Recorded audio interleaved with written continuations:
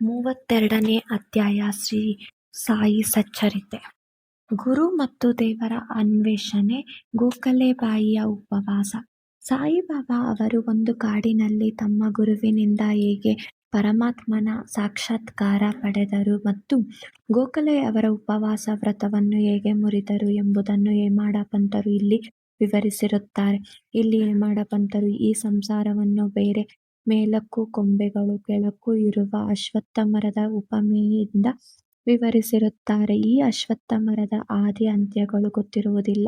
ನಮ್ಮ ಏರಕ್ತಿ ಎಂಬ ಬಲವಾದ ಖಡ್ಗದಿಂದ ಈ ವೃಕ್ಷದ ಬೇರುಗಳನ್ನು ಕಡಿದರೆ ಪುನಃ ಮರಳಿ ಬರದಂಥ ಮಾರ್ಗವು ನಮಗೆ ಲಭಿಸುತ್ತದೆ.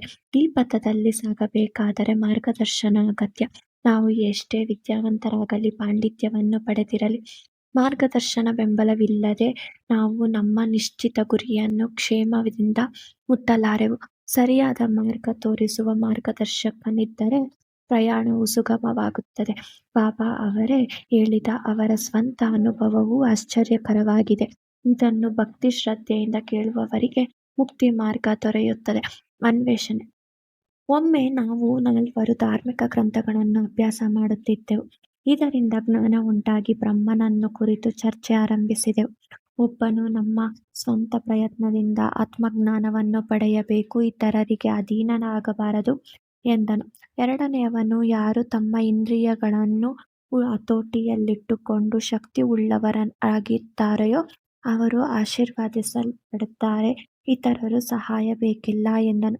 ಮೂರನೆಯವನು, ಈ ಪ್ರಪಂಚವು ಯಾವಾಗಲೂ ಬದಲಾವಣೆಯಾಗುತ್ತಿರುತ್ತದೆ, ನಿರಾಕಾರನು, ನಿತ್ಯನು, ಸತ್ಯಮಿಥ್ಯಗಳ ವಿವೇಚನೆ ನಮಗೆ ಇರಬೇಕು ಎಂದನು. ನಾಲ್ಕನೆಯವನಾದ ನಾನು, ಬಾಬಾ ಪುಸ್ತಕ ಜ್ಞಾನ ನಿಷ್ಪ್ರಯೋಜಕ ಎಂದು ಹೇಳಿ ಮುಂದುವರೆದು, ನಮ್ಮ ಕರ್ತವ್ಯಗಳನ್ನು ನಾವು ಮಾಡೋಣ.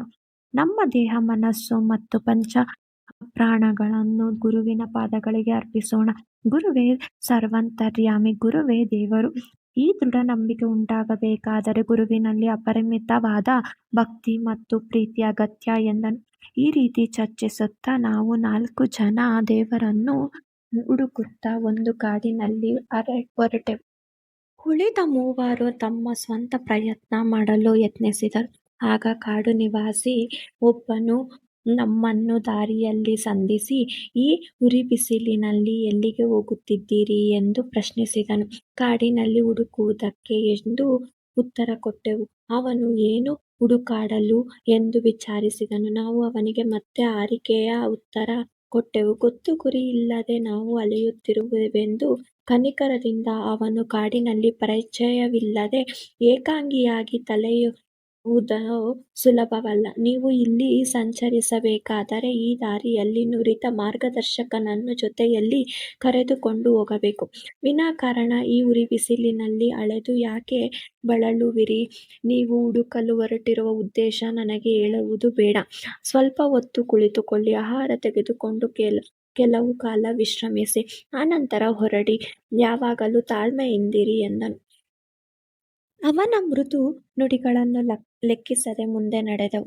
ನಾವು ಸ್ವಯಂ ಪರಿಪೂರ್ಣರು, ನಮಗೆಲ್ಲ ಗೊತ್ತಿದೆ, ಬೇರೊಬ್ಬರ ಅಗತ್ಯವಿಲ್ಲ ಎಂಬ ಅಹಂಭಾವದಿಂದ ಅಲೆಯತೊಡಗಿದೆವು. ಹೀಗೆ ಅಲೆಯುತ್ತಾ ದಟ್ಟವಾದ ಅರಣ್ಯದ ಮಧ್ಯದಲ್ಲಿ ಹಾದಿ ತಪ್ಪಿದೆವು. ಅದೃಷ್ಟವಶಾತ್ ನಾವು ಹೊರಟ ಸ್ಥಳಕ್ಕೆ ಮತ್ತೆ ಬಂದು ಸೇರಿದೆವು. ಆ ವನಚರಿ ನಮ್ಮನ್ನು ಪುನಃ ಸಂಧಿಸಿ, ನಿಮ್ಮ ಬುದ್ಧಿಯನ್ನು ನಂಬಿಕೊಂಡು ದಾರಿ ತಪ್ಪಿದ್ದೀರಿ. ವಿಷಯ ಸಣ್ಣದಿರಲಿ ದೊಡ್ಡದಿರಲಿ,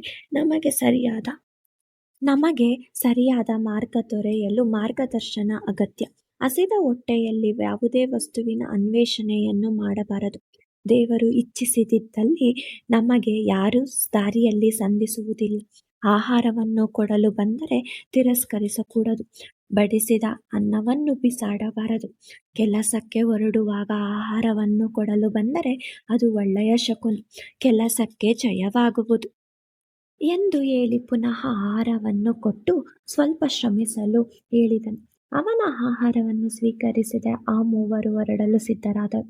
ನನಗೆ ಅಲೆದು ಹಸಿವು ಬಾಯಾರಿಕೆ ಆಗಿತ್ತು. ಆ ಕಾಡು ಮನುಷ್ಯನ ಪ್ರೀತಿ ವಿಶ್ವಾಸಗಳು ನನ್ನ ಹೃದಯವನ್ನು ಕಲಕಿದವು. ಮನಸ್ಸು ಕರಗಿತು. ಅವನು ಕೀಳು ಮಟ್ಟದ ಜಾತಿಗೆ ಸೇರಿದವನಾದರೂ ಸಹ ಅವನ ಹೃದಯದಲ್ಲಿ ಪ್ರೀತಿ ವಿಶ್ವಾಸಗಳಿದ್ದವು.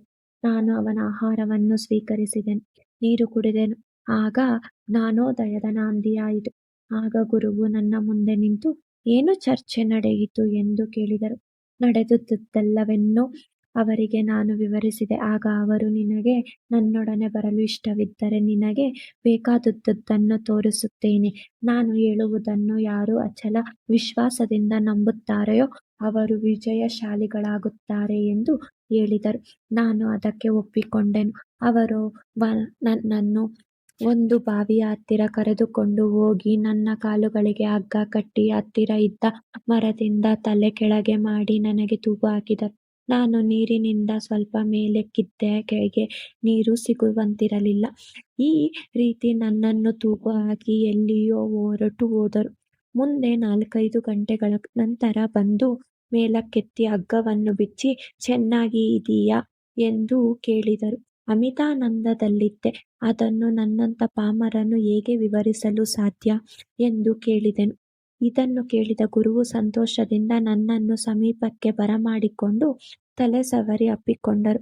ಹಕ್ಕಿ ತನ್ನ ಮರಿಯನ್ನು ನೋಡುವಂತೆ ನನ್ನನ್ನು ನೋಡಿದರು. ತಮ್ಮ ಗುರುಕುಲಕ್ಕೆ ನನ್ನನ್ನು ಸೇರಿಸಿಕೊಂಡರು. ಗುರುಕುಲ ಎಷ್ಟು ರಮ್ಯವಾಗಿತ್ತು! ಅಲ್ಲಿರುವಾಗ ನಾನು ನನ್ನ ಮಾತಾಪಿತರನ್ನು ಮರೆತೆನು. ಮೋಹ ಮಮತೆಗಳು ದೂರವಾದವು. ಮುಕ್ತನಾದೆನು. ಯಾವಾಗಲೂ ಅವರೊಡನೆ ಇದ್ದು ಗುರುವಿನ ಅನನ್ಯ ಅವಧಾನವನ್ನು ಆಚರಿಸತೊಡಗಿದೆ. ನನ್ನ ಗುರುವೇ ನನಗೆ ತಾಯಿ, ತಂದೆ ಮತ್ತು ಬಳಗ, ಸರ್ವಸ್ವವೂ ಅವರೇ. ಸಮಸ್ತ ಇಂದ್ರಿಯಗಳು ತಮ್ಮ ಸ್ಥಳವನ್ನು ಬಿಟ್ಟು ನನ್ನ ನೇತ್ರಗಳಲ್ಲಿ ಒಂದುಗೂಡಿ ನನ್ನ ದೃಷ್ಟಿಯು ಗುರುವಿನಲ್ಲಿ ನೆಲೆಗೊಳ್ಳುವಂತೆ ಆಯಿತು. ಈ ರೀತಿ ಗುರುವೇ ನನ್ನ ಧ್ಯಾನದ ವಸ್ತುವಾದರು. ಬೇರೆ ತರಹದ ಅನೇಕ ಶಾಲೆಗಳಿವೆ. ಶಿಷ್ಯರು ಅಲ್ಲಿಗೆ ಜ್ಞಾನ ಸಂಪಾದನೆಗೋಸ್ಕರ ಹೋಗಿ ಹಣವನ್ನು ವೆಚ್ಚ ಮಾಡಿ ಕೊನೆಗೆ ನಿರಾಶರಾಗುತ್ತಾರೆ. ಅಲ್ಲಿ ಗುರುವು ತನ್ನ ಜ್ಞಾನವನ್ನು ಪ್ರಶಂಸೆ ಮಾಡಿಕೊಳ್ಳುತ್ತಾನೆ, ತಮ್ಮ ಘನತೆಯನ್ನು ತಾನೇ ಹೊಗಳಿಕೊಳ್ಳುತ್ತಾನೆ. ಎಲ್ಲವೂ ತೋರಿಕೆ ಮಾತ್ರ. ಅವನ ಹೃದಯವು ಮಾತ್ರ ಮೃದುವಾಗಿರುವುದಿಲ್ಲ. ಶಿಷ್ಯರ ಮುಂದೆ ಆತ್ಮ ಪ್ರಶಂಸೆ ಮಾಡಿಕೊಂಡು ಅವರ ಹೃದಯವನ್ನಾಕರ್ಷಿಸಲು ಪ್ರಯತ್ನ ಪಡುತ್ತಾನೆ. ಆದರೆ ಅದು ಶಿಷ್ಯರಿಗೆ ಉಪಯೋಗವಿಲ್ಲ. ಆತ್ಮಜ್ಞಾನದ ದೃಷ್ಟಿಯಿಂದ ಅವನಲ್ಲಿ ಯಾವ ಸತ್ವವೂ ಇರುವುದಿಲ್ಲ. ಇಂಥ ಶಾಲೆಗಳಿಂದ ಶಿಷ್ಯರಿಗೆ ಆಗುವ ಪ್ರಯೋಜನವಾದರೂ ಏನು? ಆದರೆ ಈ ಹಿಂದೆ ತಿಳಿಸಿದ ಗುರುವಿನ ವಿಷಯವೇ ಬೇರೆ. ಅವರು ಅದ್ವಿತೀಯ ಗುಣದ ವ್ಯಕ್ತಿ. ಅವರ ದಯೆಯಿಂದ ಜ್ಞಾನವು ತಾನಾಗಿಯೇ ಲಭಿಸುತ್ತದೆ. ಈ 4 ಜನಗಳಲ್ಲಿ ಒಬ್ಬ ಕೆಲವು ಧಾರ್ಮಿಕ ವಿಧಿಗಳನ್ನು ಹೇಗೆ ಆಚರಿಸಬೇಕೆಂಬುದನ್ನು ಅರಿತವನಿದ್ದ. ಇನ್ನೊಬ್ಬನು ಜ್ಞಾನವನ್ನು ಪಡೆದಿರುವೆನೆಂಬ ಅಹಂಭಾವದಿಂದಿದ್ದನಾಗಿದ್ದ. ಮೂರನೆಯವ ಪರಮಾತ್ಮನೇ ಸರ್ವಕ್ರಿಯಾತ್ಮಕನು ಎಂದು ನಂಬಿದ್ದ. ಅವರ ಚರ್ಚೆ ಮಾಡುತ್ತಿದ್ದಾಗ ಪರಮಾತ್ಮನ ಪ್ರಶ್ನೆ ಉದ್ಭವಿಸಿ ಅವರು ದೇವರ ಅನ್ವೇಷಣೆಗೆ ತೊಡಗಿದರು. ವಿವೇಕಶಾಲಿಯೂ ವಿಚಾರಪರರೂ ಆದ ಅವತಾರರೂಪಿ ಸಾಯಿಬಾಬಾ 4ನೆಯವರು. ಅವರೇ ಸ್ವತಃ ಬ್ರಹ್ಮನ ಅವತಾರ ರೂಪಿಯಾಗಿದ್ದು ಇತರರೊಡನೆ ಸೇರಿ ಹಾಗೆ ಏಕೆ ವರ್ತಿಸಿದರೆಂದು ಕೆಲವರು ಕೇಳಬಹುದು. ಅದಕ್ಕೆ ಬಾಬಾ ಅವರು ಜನಸಾಮಾನ್ಯರ ಕಲ್ಯಾಣಕ್ಕಾಗಿ ಮತ್ತು ಅವರಿಗೆ ಪಾಠ ಕಲಿಸುವುದಕ್ಕಾಗಿ ಈ ರೀತಿ ಮಾಡಿದ್ದರೆಂದು ಹೇಳಬಹುದು. ಅವರೇ ಅವಧೂತರ ರೂಪಿಯಾಗಿ ಕೆಳಮಟ್ಟದ ವನಜಾರಿಯ ಆದರಾತಿಥ್ಯವನ್ನು ಸ್ವೀಕರಿಸಿ ಆಹಾರವನ್ನು ಬ್ರಹ್ಮನೆಂದು ಬಗೆದು ಊಟ ಮಾಡಿದರು. ಆ ವನಜಾರಿಯ ಆದರಾತಿಥ್ಯವನ್ನು ಸ್ವೀಕರಿಸದೆ ಹೋದ ಮೂವರು ಹೇಗೆ ಕಷ್ಟಪಟ್ಟರು ಎಂಬುದನ್ನು ತಿಳಿಯಪಡಿಸಿದ್ದಾರೆ. ಗುರುವಿನ ಸಹಾಯವಿಲ್ಲದೆ ಜ್ಞಾನಾರ್ಜನೆ ಮಾಡಲು ಅಸಾಧ್ಯವೆಂದು ಕಾರ್ಯರೂಪದಲ್ಲಿ ತೋರಿಸಿದ್ದಾರೆ. ತಾಯಿ, ತಂದೆ ಮತ್ತು ಪರಮಾತ್ಮನನ್ನು ಪೂಜಿಸಿ ಗೌರವಿಸಬೇಕೆಂದು ಧಾರ್ಮಿಕ ಗ್ರಂಥಗಳ ಪಠಣ ಮಾಡಬೇಕೆಂದು ಶ್ರುತಿಯಲ್ಲಿ ಹೇಳಿದೆ. ಮನಃಶುದ್ಧಿಯನ್ನು ಹೊಂದಿದರೆ ಮಾತ್ರ ಆತ್ಮಜ್ಞಾನ ದೊರಕುತ್ತದೆ. ಇಂದ್ರಿಯಗಳಾಗಲಿ ಮನಸ್ಸಾಗಲಿ ಬುದ್ಧಿಯಾಗಲಿ ಆತ್ಮವನ್ನು ಸಂಧಿಸಲಾರವು. ಅದಕ್ಕೆ ಗುರುವಿನ ದಯೆ ಅತ್ಯಗತ್ಯ. ವಿಷಯದ ವಸ್ತುಗಳಾದ ಧರ್ಮ, ಅರ್ಥ, ಕಾಮ ಇವುಗಳನ್ನು ನಾನು ನಮ್ಮ ಸ್ವಪ್ರಯತ್ನದಿಂದ ಹೊಂದಬಹುದು. ಆದರೆ ಮೋಕ್ಷವನ್ನು ಪಡೆಯಲು ಗುರುವಿನ ಸಹಾಯ ಅತ್ಯಗತ್ಯ. ಬಾಬಾರವರ ದರ್ಬಾರಿನಲ್ಲಿ ಅನೇಕರು ಬಂದು ತಮ್ಮ ಪಾತ್ರವನ್ನು ವಹಿಸಿದರು. ಜ್ಯೋತಿಷಿಗಳು ಬಂದು ಭವಿಷ್ಯ ನುಡಿಯುತ್ತಿದ್ದರು. ಅಧಿಕಾರಿಗಳು ಅಧಿಕಾರಿಗಳು, ಕುಲೀನರು, ಸಾಮಾನ್ಯರು, ಸನ್ಯಾಸಿಗಳು, ಯೋಗಿಗಳು, ಬಡವರು, ಸಂಗೀತಗಾರರು ಬಾಬಾರವರ ದರ್ಶನಕ್ಕಾಗಿ ಬರುತ್ತಿದ್ದರು. ಅಲ್ಲದೆ ಕುರುಡರು, ಕುಂಟರು, ನಾಟಕದವರು ಕೂಡ ಬಂದು ಬಾಬಾ ಅವರ ಅನುಗ್ರಹ ಪಡೆದು ಕೃತಾರ್ಥರಾಗುತ್ತಿದ್ದರು. ಗೋಖಲೆಯವರ ಉಪವಾಸ. ಬಾಬಾ ಎಂದೂ ಉಪವಾಸ ಮಾಡುತ್ತಿರಲಿಲ್ಲ, ಇತರರನ್ನು ಸಹ ಉಪವಾಸ ಮಾಡಲು ಬಿಡುತ್ತಿರಲಿಲ್ಲ. ಉಪವಾಸ ಮಾಡುವವನ ಮನಸ್ಸು ನೆಮ್ಮದಿಯಿಂದ ಇರುವುದಿಲ್ಲ. ಆದ್ದರಿಂದ ಅವನು ಪಾರಮಾರ್ಥಿಕ ಜ್ಞಾನವನ್ನು ಪಡೆಯುವುದು ಹೇಗೆ ತಾನೇ ಸಾಧ್ಯ? ಬರಿಯ ಹೊಟ್ಟೆಯಲ್ಲಿದ್ದರೆ ಪರಮಾತ್ಮನ ಸಾಕ್ಷಾತ್ಕಾರವಾಗಲಾರದು. ಆತ್ಮವನ್ನು ಮೊದಲು ತೃಪ್ತಿಪಡಿಸಬೇಕು. ಆಹಾರದ ಅಂಶವು ಸ್ವಲ್ಪ ಮಟ್ಟಿಗಾದರೂ ಉದರದಲ್ಲಿದ್ದರೆ, ಇಲ್ಲದಿದ್ದರೆ ನಾವು ಯಾವ ನೇತ್ರಗಳಿಂದ ಪರಮಾತ್ಮನನ್ನು ನೋಡಬೇಕು? ಯಾವ ನಾಲಿಗೆಯಿಂದ ಅವನ ಗುಣಗಳನ್ನು ಹೊಗಳಬೇಕು? ಯಾವ ಕರ್ಣಗಳಿಂದ ಅವನ ಗುಣಕೀರ್ತನೆಯನ್ನು ಆಲಿಸಬೇಕು? ಸಂಕ್ಷಿಪ್ತವಾಗಿ ಹೇಳುವುದಾದರೆ, ನಮ್ಮ ಸರ್ವ ಅವಯವಗಳಿಗೆ ತಕ್ಕ ಆಹಾರ ದೊರೆತು ಅವು ತೃಪ್ತಿಯಿಂದಿದ್ದಾಗ ಮಾತ್ರ ಪರಮಾತ್ಮನನ್ನು ಕೊಡಲು ಅವಶ್ಯಕವಾದ ಭಕ್ತಿ ಮತ್ತು ಇತರ ಮಾರ್ಗಗಳನ್ನು ಅನುಸರಿಸಬಹುದು. ಆದುದರಿಂದ ಉಪವಾಸ ಮಾಡುವುದಾಗಲಿ ಅತಿಯಾಗಿ ತಿನ್ನುವುದಾಗಲಿ ಒಳ್ಳೆಯದಲ್ಲ. ಆಹಾರದಲ್ಲಿ ಸಂಯಮವಿದ್ದರೆ ದೇಹಕ್ಕೂ ಒಳ್ಳೆಯದು, ಮನಸ್ಸಿಗೂ ಒಳ್ಳೆಯದು. ಶ್ರೀಮತಿ ಗೋಖಲೆಯವರು ಬಾಬಾ ಅವರ ಭಕ್ತರಾದ ಕಾಶಿಬಾಯಿ ನೀಟಕರ ಅವರಿಂದ ಪರಿಚಯ ಪತ್ರ ಪಡೆದು ಶಿರ್ಡಿಗೆ ಬಂದರು. ಬಾಬಾ ಅವರ ಮುಂದೆ 3 ದಿನ ಉಪವಾಸ ಮಾಡಬೇಕೆಂದು ಅವರ ನಿರ್ಧಾರ. ಇದಕ್ಕೆ ಹಿಂದಿನ ದಿನ ಬಾಬಾ ದಾದಾ ಕೇಳ್ಕರ ಅವರನ್ನು ಕುರಿತು, ಹೋಳಿ ದಿನದಂದು ನಾನು ನನ್ನ ಮಕ್ಕಳನ್ನು ಉಪವಾಸ ಮಾಡಲು ಬಿಡುವುದಿಲ್ಲ. ಹಾಗೆ ಅವರು ಉಪವಾಸ ಮಾಡುವುದಾದರೆ ನಾನು ಏಕೆ ಇಲ್ಲಿರಬೇಕು ಎಂದು ಕೇಳಿದರು. ಮರುದಿನ ಶ್ರೀಮತಿ ಗೋಖಲೆಯವರು ದಾದಾ ಕೇಳ್ಕರ ಅವರ ಸಂಗಡ ಬಾಬಾ ಅವರ ಬಳಿಗೆ ಹೋಗಿ ನಿಂತಾಗ ಅವರು ಉಪವಾಸ ಮಾಡಬೇಕಾದ ಅಗತ್ಯವಿಲ್ಲ. ದಾದಾ ಅವರ ಮನೆಗೆ ಹೋಗಿ ಹೂರಣದ ಹೋಳಿಗೆಯನ್ನು ಮಾಡಿ ಮಕ್ಕಳಿಗೂ ಕೊಟ್ಟು, ನೀನೂ ಸಹ ಊಟ ಮಾಡು ಎಂದರು. ಹುಣ್ಣಿಮೆ ದಿನ ಆಗಲೇ ಪ್ರಾರಂಭವಾಗಿತ್ತು.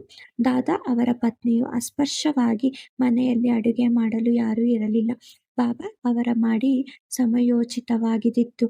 ಶ್ರೀಮತಿ ಗೋಖಲೆ ಅವರು ಅವರ ಮನೆಗೆ ಹೋಗಿ ಅಡುಗೆ ತಯಾರಿಸಿ ಎಲ್ಲರೊಡನೆ ತಾವು ಊಟ ಮಾಡಿದರು. ಬಾಬಾ ತಮ್ಮ ಬಾಲ್ಯ ಜೀವನದ ಬಗ್ಗೆ ಈ ರೀತಿ ಹೇಳಿರುತ್ತಾರೆ. ನಾನಿನ್ನೂ ಚಿಕ್ಕವನಾಗಿದ್ದೆ. ಉದರ ನಿರ್ವಹಣೆಗೆ ಕೆಲಸ ಹುಡುಕುತ್ತಾ ಬಿಡಂಗಾವಕ್ಕೆ ಹೋದೆ.